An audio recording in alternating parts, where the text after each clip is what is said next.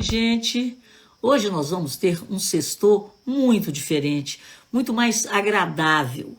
Eu estou aqui próxima a Tiradentes, numa fazenda maravilhosa, Fazenda Ribeira, e nós vamos fazer um sextor bem mineiro, bem raiz. E num dia complicado. Aí vocês vão ter que, dar um desconto aí para a iluminação. Nós estamos numa fazenda, ó, vocês estão escutando aí grilo, cigarra, tudo que eu tenho direito. Bom, vamos começar com o vinho, que eu acabei de chegar aqui, perdi no caminho, olha que coisa, sextou com emoção.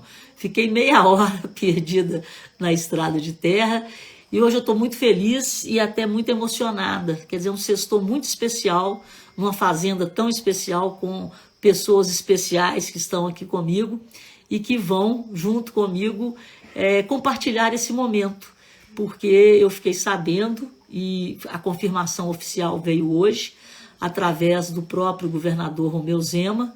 Eu vou ser agraciada com a medalha da Inconfidência Mineira, domingo, dia 21 de abril, em Tiradentes. Já chorei muito, já agradeci muito a Deus, já agradeci muito a vocês, meus amigos, a minha família, porque essa medalha tem um pedacinho de todos nós, tem um pedacinho de cada um. É um reconhecimento de um trabalho que foi reconhecido por vocês, e é por isso que eu estou sendo reconhecida. Então eu só tenho a agradecer a cada um de vocês essa construção.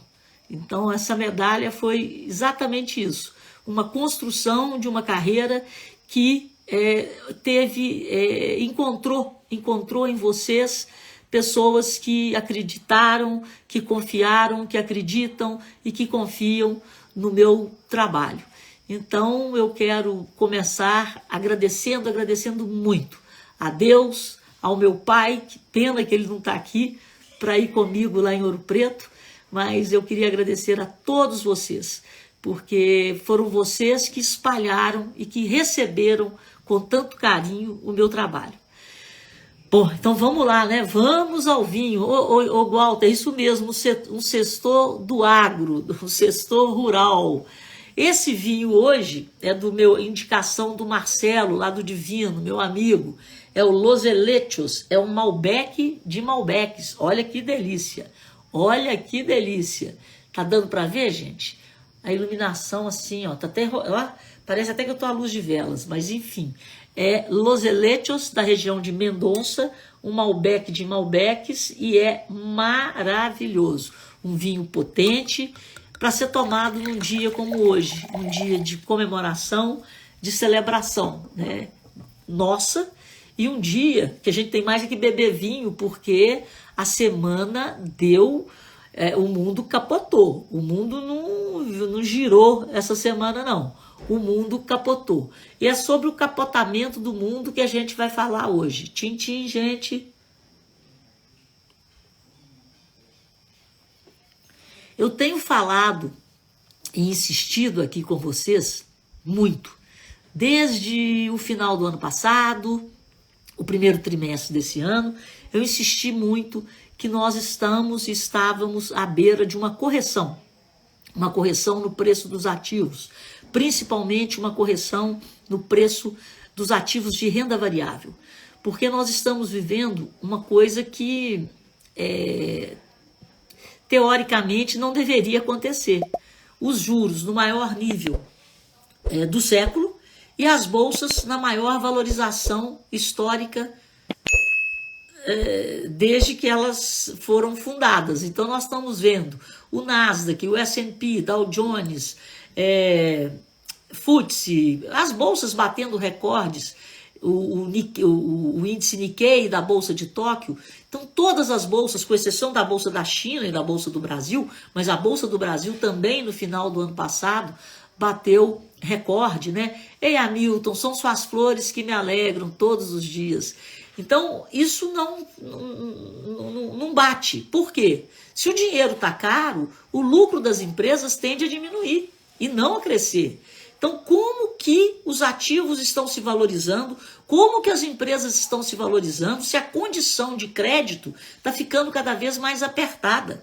se nós temos bancos americanos passando sufoco com financiamento de crédito imobiliário, se nós temos na China o setor imobiliário quebrando e levando junto fundos de investimentos, se nós temos um alerta por parte dos bancos lá nos Estados Unidos, um alerta para olhar a qualidade, né? A qualidade da carteira dos fundos, a qualidade da carteira de crédito privados. Se nós temos o FMI alertando desde o final do ano passado que 2024 seria o ano do calote, se no Brasil o pedido de recuperação, os pedidos de recuperação judiciais aumentaram e são recorde na história, então essas coisas não estavam batendo. E eu acho que nessa semana, aquela euforia que foi criada principalmente pela valorização das ações de inteligência artificial, das empresas de inteligência artificial nos Estados Unidos, e que puxaram aí essa loucura, e Bitcoin, e Bolsa, e tudo subindo, essa euforia começou a ser quebrada, não tocada, mas quebrada nessa semana, na quarta-feira, com o anúncio da inflação nos Estados Unidos, porque a inflação voltou a subir. E se a inflação voltou a subir, os juros não vão cair. Não vão cair em junho e podem nem cair esse ano. E como disse Lawrence Summers, pode ser que o Comitê de Política Monetária dos Estados Unidos, no próximo movimento, ao invés de jogar os juros para baixo, eles possam até ter que aumentar os juros. Porque a pior coisa do mundo para o poder aquisitivo da sociedade é a inflação. E os americanos não brincam com a inflação. A inflação lá não é política, a inflação lá é conduzida de forma técnica. Então, numa semana em que a nossa inflação desacelerou, mas desacelerou aonde? Passagem aérea.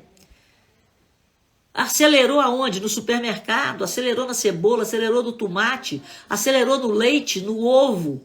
Então, no sentimento do consumidor, não houve essa percepção de desaceleração inflacionária. Pelo contrário, nós estamos convivendo cada dia mais com a sensação de que aquilo que a gente usa para sobreviver está ficando mais caro. Está mais cara a luz, está mais caro. Agora a luz vai cair, né? Que o Lula passou um decreto, mas está mais caro, as frutas em geral, os alimentos em geral, o arroz deve voltar a subir. Então, gente, muita calma nessa hora e muito cuidado, porque o risco do planeta nunca teve tão alto nesse século. Nós estamos com 2 guerras e na iminência de termos a Terceira Guerra Mundial. Tá claro, nós temos China, Rússia e Irã. E nós temos OTAN, Estados Unidos e Israel. E o que nós estamos assistindo? Nós estamos assistindo o Irã, os Estados Unidos avisando Israel que o Irã pode atacar. E Israel respondendo que se atacar, a resposta de Israel será em território iraniano. E junto com os israelenses, os Estados Unidos vão juntos. E lá na Rússia, o Putin está focado na guerra. E, inclusive, peraí, só um minutinho, só um minuto. Oi, Célia. A Célia entrando aqui. A Célia entrou aí. Deixa eu aumentar o volume aqui, só um minuto. Oi. Oi, Célia. Eu tô me ouvindo. Eu tô me ouvindo. Não tá bom, não. Oi? Eu estou me ouvindo. Agora pronto, parou. Tá me ouvindo? Não, agora eu tô te ouvindo. Boa noite. Boa noite. Ei. Oi. Escuro você. Uai, nós estamos no setor rural, nós estamos falando diretamente.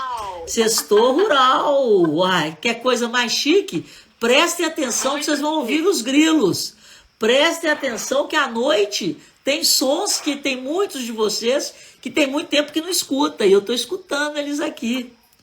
Nós estamos aqui na Fazenda da Ribeira, muito próximo a Tiradentes, tomando um vinho, e eu estou aqui agradecendo humildemente o prêmio, né, a honraria que me foi concedida pelo governador Zema, pelo estado de Minas Gerais, e graças ao valor que vocês dão ao meu trabalho.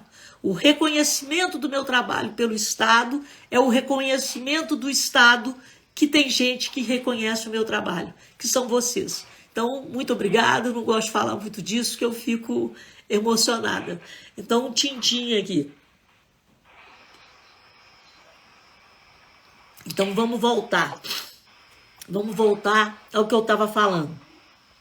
Então, gente, preparem-se, porque a qualquer momento o Irã pode atacar Israel. E dependendo da resposta que Israel vai dar, com certeza, nós poderemos ter aí o início até de uma terceira guerra mundial. Na Europa, quem tem ido lá, quem mora lá, tem dito que o assunto numa mesa de bar, o assunto entre os amigos é a possibilidade, a probabilidade cada vez maior de uma guerra envolvendo todo mundo. Então, eu quero alertá-los que eu estou falando isso desde o final do ano passado. E nessa semana, pelo comportamento do Dow Jones, pelo comportamento do S&P, pelo comportamento do índice Nasdaq, pelas taxas de juros futuras, e vocês viram o que aconteceu com o dólar no Brasil. O dólar disparou e o Banco Central está entrando na ponta de venda da moeda para tentar segurar. O dólar hoje bateu 5,14 e fechou aí nessa faixa aí de 5,12. Mas fiquem atentos. E por falar nisso, o fluxo de capitais no Brasil, ele é livre. E hoje está muito fácil abrir uma conta internacional. Abram uma conta internacional, façam seus investimentos ou parte deles em dólar. E principalmente se você está com uma viagem programada, porque o futuro agora a Deus pertence.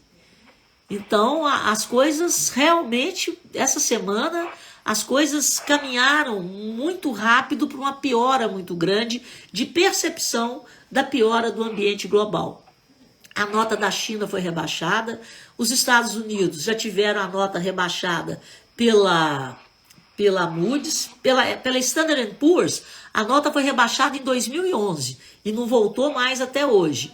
Agora, com a iminência de um aumento do déficit fiscal americano, de novo, a nota foi rebaixada agora pela Fitch.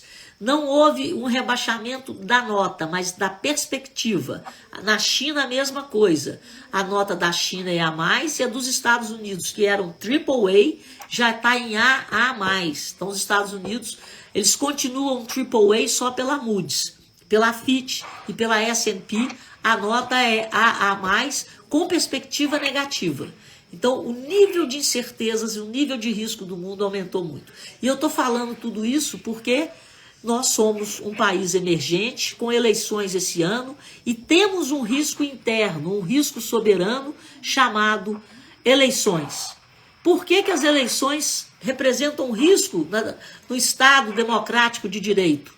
Primeiro, pelo populismo. Segundo, pelas despesas que são feitas nas eleições em função desse populismo. Então, se o governo resolver gastar mais do que arrecada, se o governo resolver rasgar o arcabouço fiscal, o risco Brasil sobe ainda mais.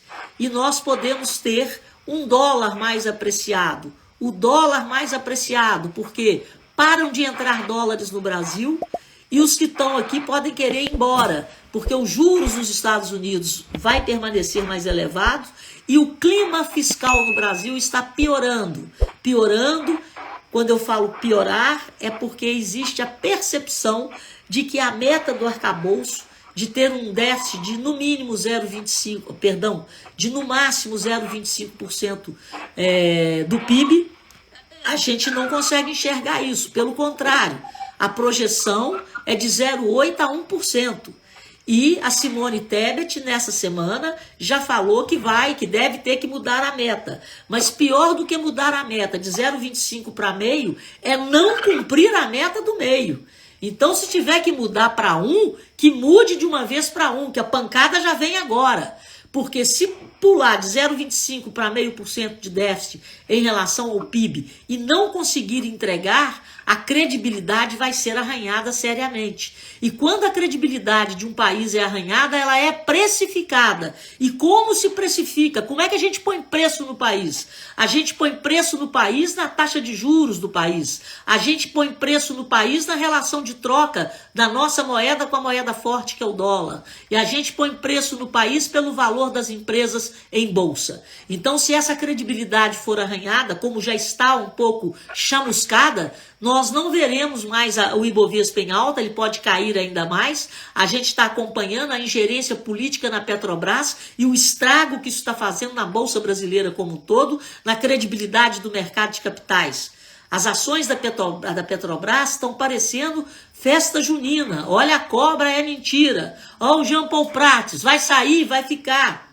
Olha o dividendo, vai pagar, não vai pagar. Qual é a última história? A história é que o Haddad quer que pague no mínimo 50% e que agora a corrente do Lula está admitindo pagar no máximo 30%. Ninguém sabe mais se o Jean Paul Prats vai continuar. A saída dele era dada como certa até quinta-feira.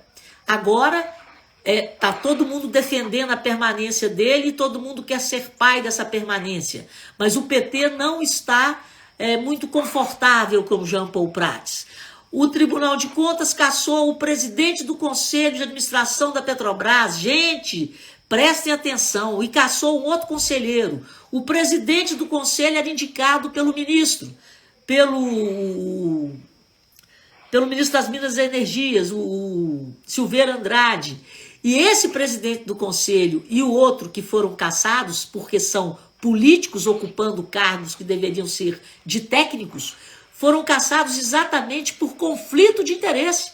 O cara era presidente da Petrobras e trabalhava no Ministério das Minas e Energias. Trabalha no Ministério das Minas e Energias, no departamento de controle de políticas de óleo e gás. Isso não pode, gente. Isso é proibido. Como que o cara sabe o que o governo vai fazer, quais são as estratégias do governo e preside uma companhia que é aberta em bolsa?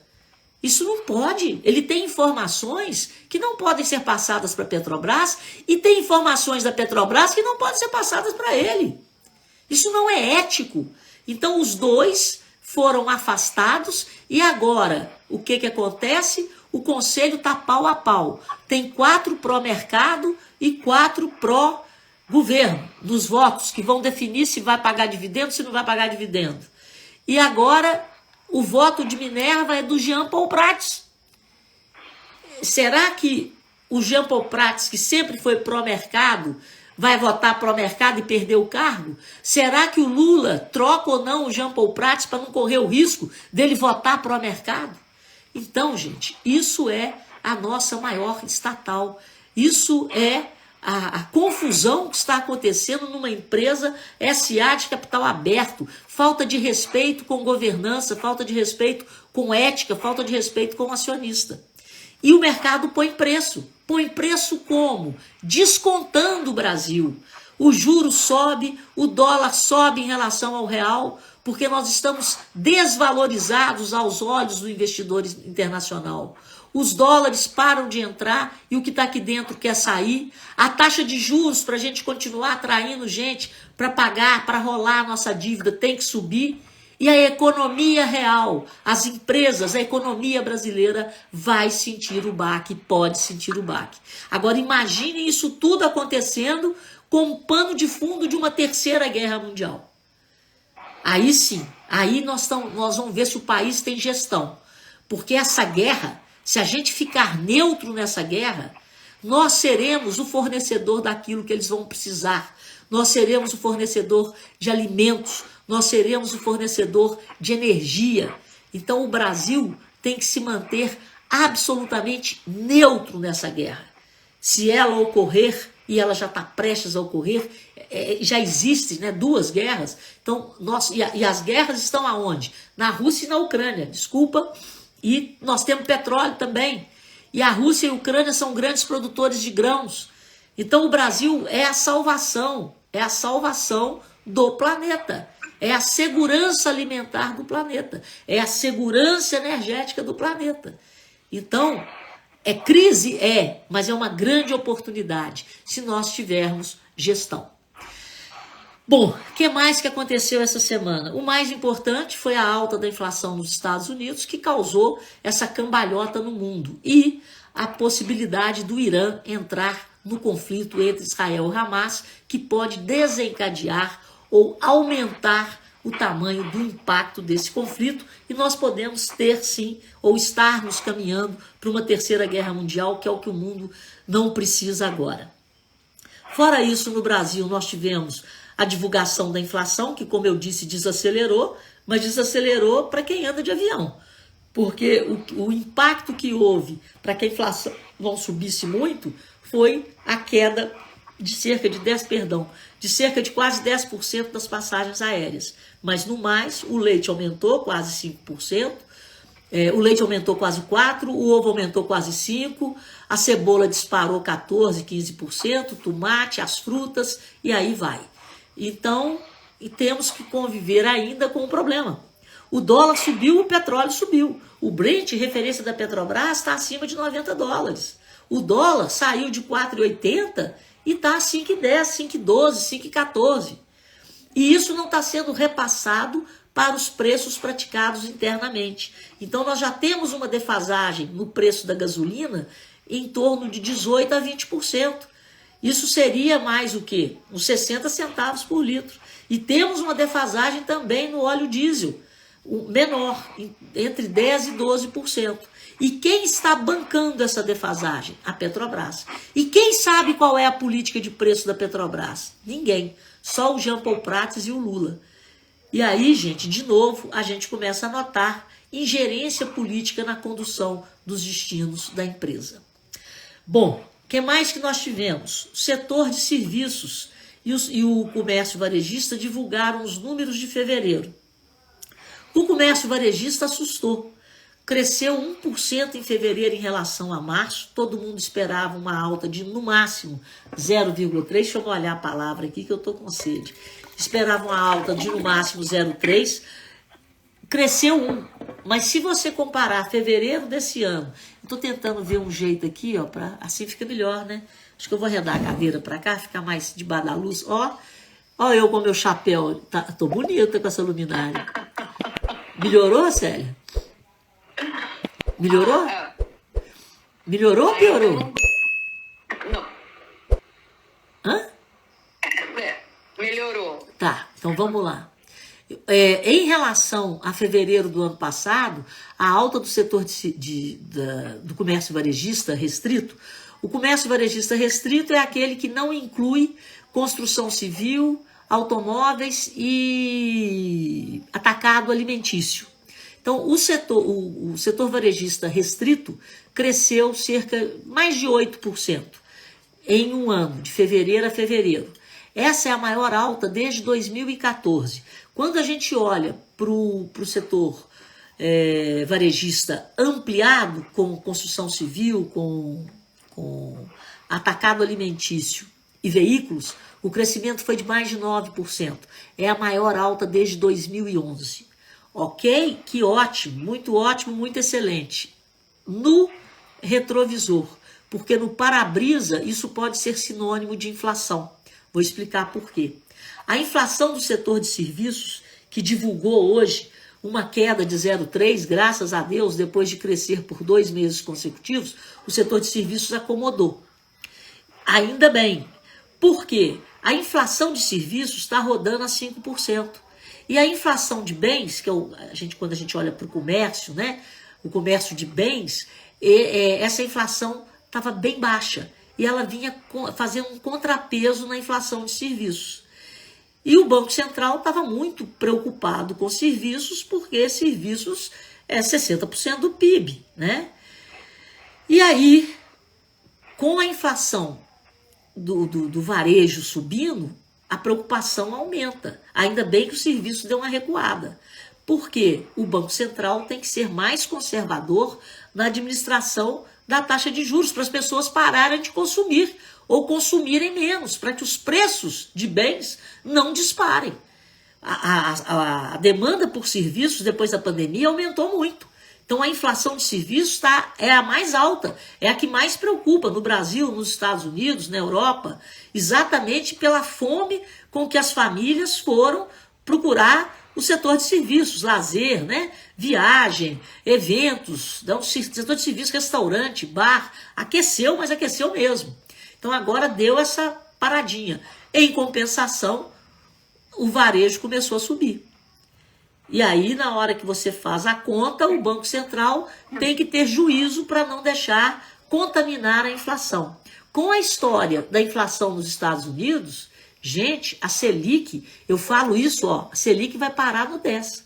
A Selic, para mim, ela vai ter o corte de meio, vem para 10,25. Em junho eu nem sei se vão cortar 0,25.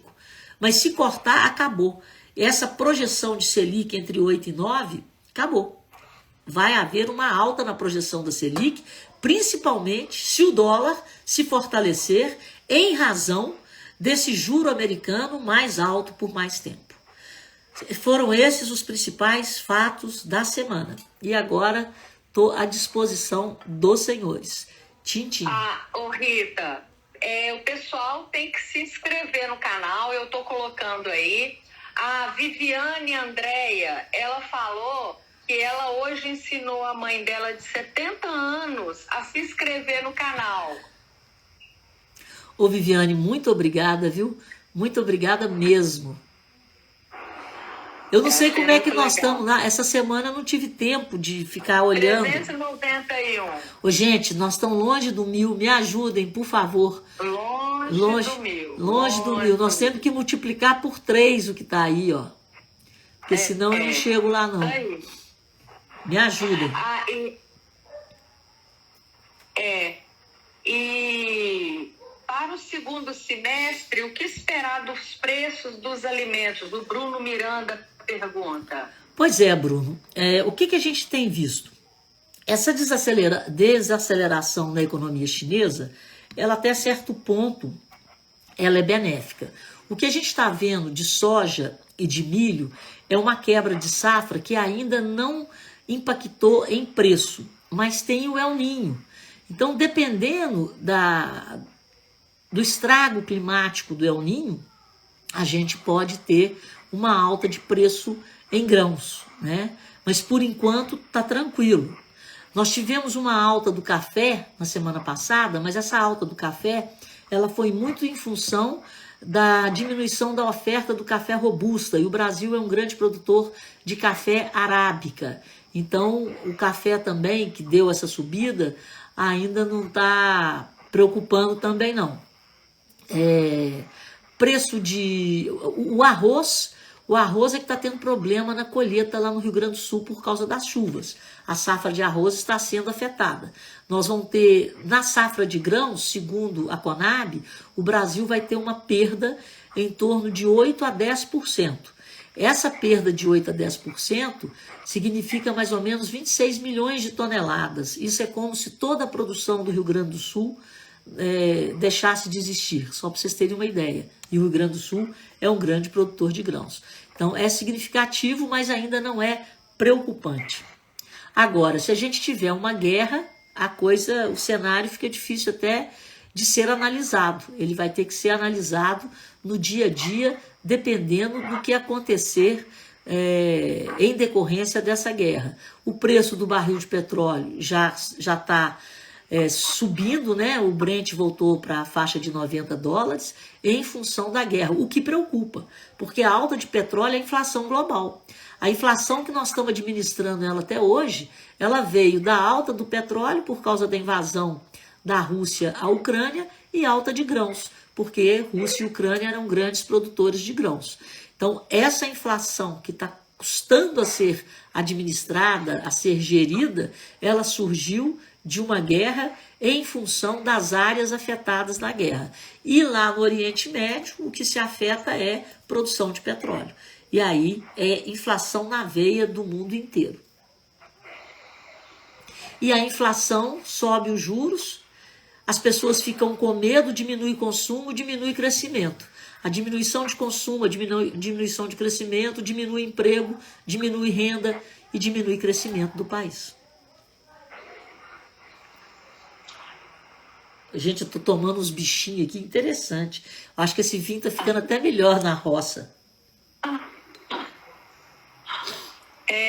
Ô Rita, o Bruno de Peracanga tá mandando um abraço para você. 2, Bruno, 2. Não, Peracanga não, Piranga. Piranga, adoro Piranga. Caminho Meu pai estudou em Viçosa, minha irmã estudou em Viçosa, tem umas festas boas lá na Universidade Federal de Viçosa, e meu caminho, né, para Viçosa passa por Piranga, um lugar que é muito bacana, muito bonito. E o Erivelton pede para você mandar um abraço para Formiga. Eita, Formiga, 2 abraços para Formiga. Eu tô doida para voltar em Formiga, para beber daquela cerveja, comprar a linguiça, porque é tudo de bom. E o Leonardo Quintão falou que acabou de se inscrever no canal. Muito bem, Leonardo. Muito obrigada, Leonardo.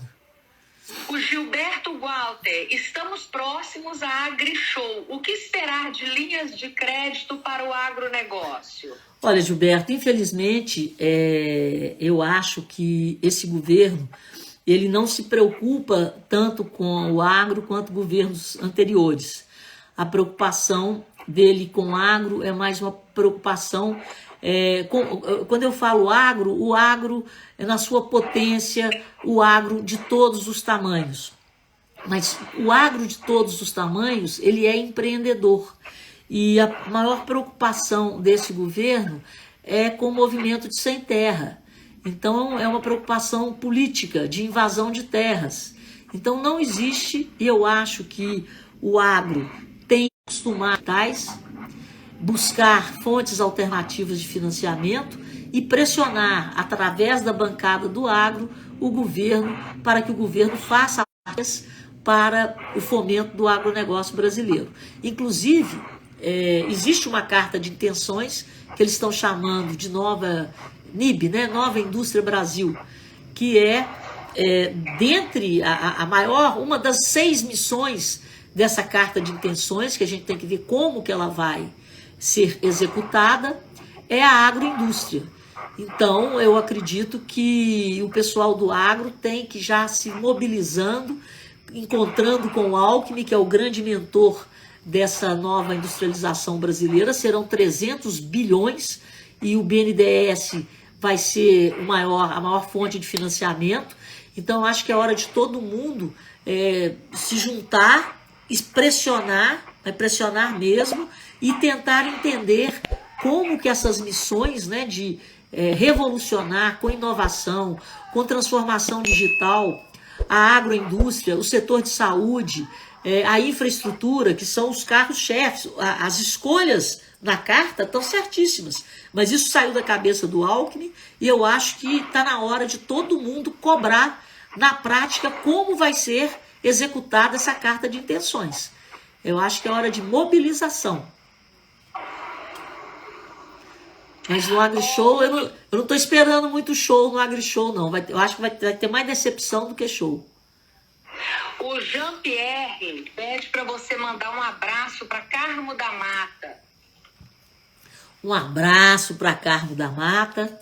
E aí, em Carmo da Mata, tem um grande amigo aí, que é o melhor cara que faz móveis nesse país. Ele que fez os móveis da minha casa, ele é muito engraçado. Carmovati, a empresa dele chama Carmovati. Ele é gente muito boa e foi da associação comercial aí, e eu gosto tanto dele que o nome, eu sou péssima para o nome, me fugiu, mas é o Magela. O Magela uma vez me falou uma coisa, ele é muito engraçado, e eu vou falar isso agora em homenagem, em lembrança ao meu pai, que é uma bobagem, e meu pai ria. Magela chegou lá em casa e falou: Rita, você sabe quais são as 3 melhores coisas da vida? Eu falei: não, Magela. Não, as 3 piores coisas da vida? Eu falei: não, Magela. É boi doente, cerveja quente e mulher da gente. Aí eu falei: meu, Magela. Ele falou: e você sabe quais são as 3 melhores coisas da vida? Eu falei: não, Magela. Cerveja gelada, boi na invernada e mulher pelada. E meu pai morria de rir dessa bobagem. E alegrou muito meu pai. Então, um grande abraço para o Magela. O Cristiano Ribeiro, boa noite. O que pode falar do mercado imobiliário do Brasil de juros mais altos? Pois é, Cristiano. Eu acho que os juros não vão cair. por causa desse nível de incerteza. Isso é ruim. A gente vê essa precificação na Bolsa. As incorporadoras, as varejistas, as chamadas empresas cíclicas, no dia que saiu o resultado do varejo, né, o crescimento o crescimento de quase 8% de fevereiro a fevereiro, o crescimento de 1%, não houve na Bolsa a precificação desse entusiasmo, porque esse número é de fevereiro. O problema é o que está no para-brisa, é o que vem daqui para frente. E o outro problema é essa percepção de que os juros permanecerão altos por mais tempo no mundo inteiro e também no Brasil. Bruno, o Bruno está certíssimo. Nossa região dependente da agricultura e pecuária.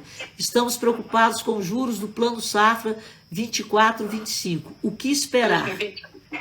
Eu acho, Bruno, que nós vamos ter, no melhor cenário, o mesmo patamar que foi praticado esse ano. Mas o que me preocupa é que o agro ele precisa de cada vez mais recursos. E o governo não tem aumentado na proporção da demanda do agro. E é por isso que o agro tem que procurar fontes alternativas, principalmente o mercado de capitais, para poder se capitalizar. Mas o mercado de capitais, numa situação de juros altos, ele se retrai, né? Ele se retrai e prefere fazer investimentos em juros cada vez mais seguros, porque a incerteza está grande. Aí o pessoal vai para título do Tesouro, vai para a LCI. A LCA é uma forma de se financiar, né, o agronegócio através do mercado de capitais. Então, esse tipo de instrumento via mercado de capitais, ele vai ser cada vez mais utilizado, porque o governo não vai dar conta de suprir o agro com o dinheiro que ele precisa. Acho que é isso. Mas hoje o povo está desanimado. É isso? Tá desanimado. Tá desanimado.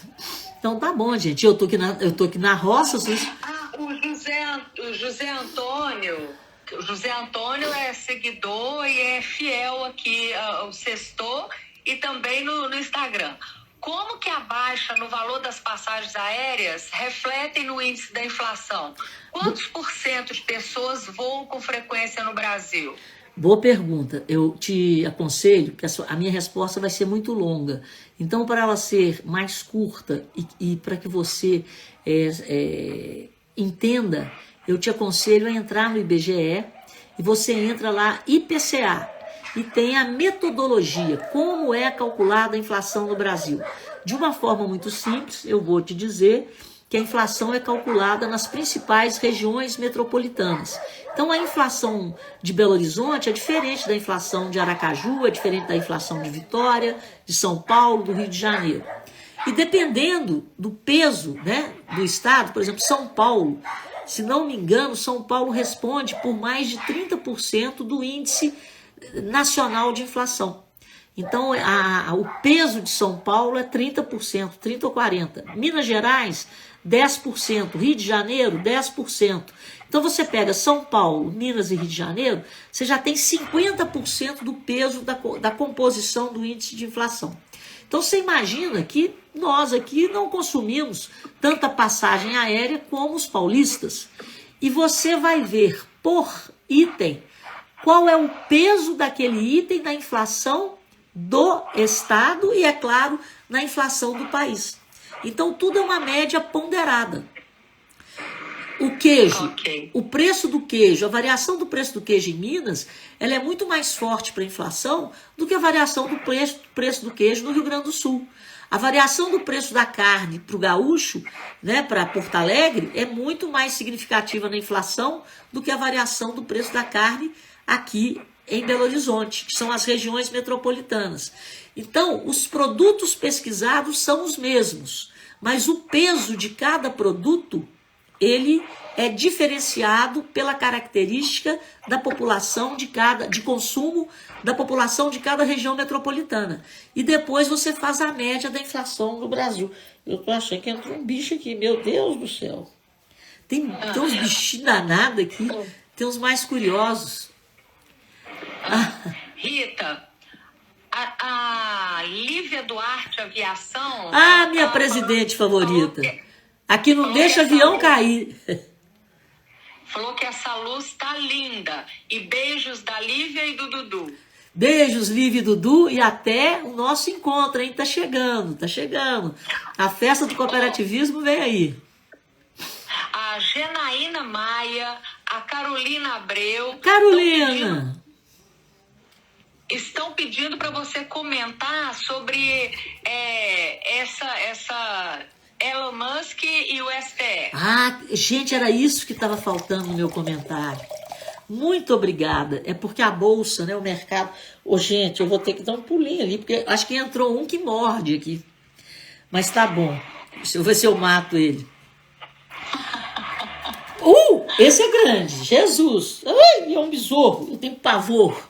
Jesus Cristo. Eu tenho que botar uma tela, mas vamos lá. O Elon Musk está fazendo um favor para o Brasil. Aliás, não comentei também do Lula, né? Do veto do Lula. Quer dizer, o Congresso fala que não tem mais saidinha e o Lula, ele deve ter uma relação, né, emocional nisso aí, porque ele ficou preso, né? Então ele deve entender do que é ficar preso. Mas a prisão, ela serve para que a pessoa não tenha essa sensação de impunidade que permeia todo o Brasil. Então eu acho que foi muito feio o presidente dar pitaco numa decisão do Congresso, né? Nós votamos e elegemos o Congresso Nacional para falar por nós. E foi uma decisão do Congresso e lugar de bandido é na cadeia mesmo.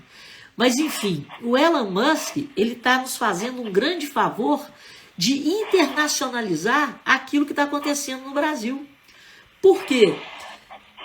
Lá fora, o Lula posa de bonzinho. O Lula posa e ele tem que ser um defensor da democracia.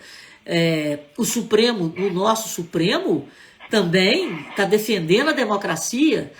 Mas até onde vai a defesa da democracia e a restrição da liberdade de expressão? Então, através do X, o Elon Musk está mostrando que existe restrição na liberdade de expressão no Brasil. Se você tem restrição na liberdade de expressão, a democracia é plena? Existe perseguição para um determinado grupo ou para determinadas falas, para determinadas posturas? Então, o bem que o Elon Musk está fazendo, primeiro, é de botar o debate na mesa de uma forma clara e já com uma corrente contra aquilo que é de interesse e desejo do Dino, que é ministro do Supremo agora, do Lewandowski, ministro da Justiça, e de grande parte do PT e da esquerda, que é regular as redes sociais. Uma coisa é regular, outra coisa é censurar. E a diferença entre regular e censurar, ela pode ser muito tênue. Então, ele está chamando a sociedade para ficar atenta ao que estão fazendo com a nossa liberdade. E o que é que a gente quer permitir que façam com a nossa liberdade. E a partir desse movimento, acho que ele também está fazendo uma campanha, né, muito grande. Vai ter, o Bolsonaro chamou para uma manifestação dia 21 de abril.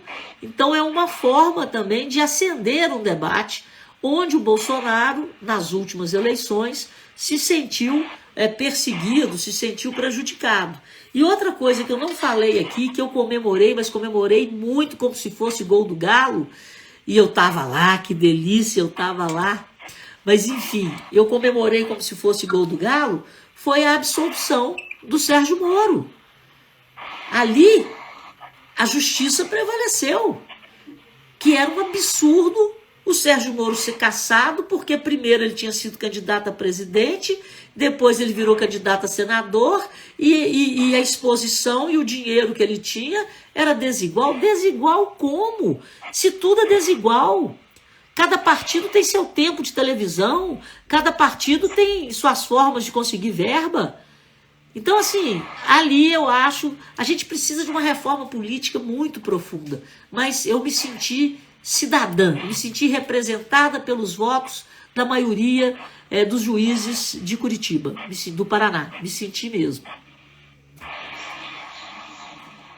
Obrigada, Jorge, meu cubano favorito, Tintim. Nós vamos comemorar a medalha aí, hein? Manguinhos.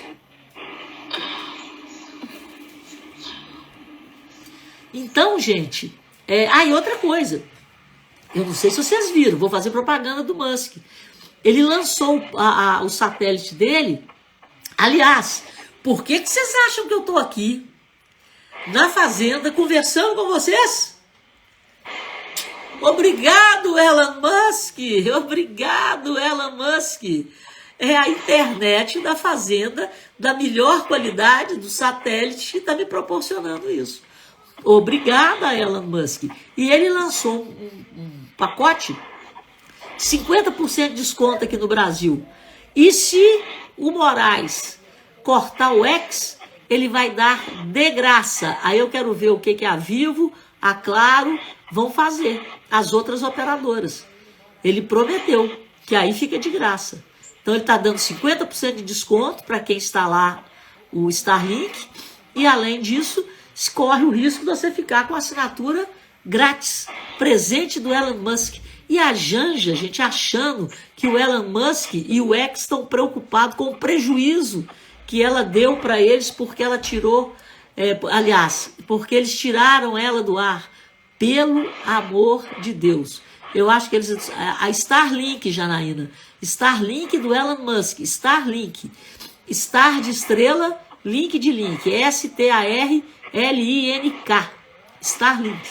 Essa internet maravilhosa que eu estou usando aqui na Fazenda da Ribeira.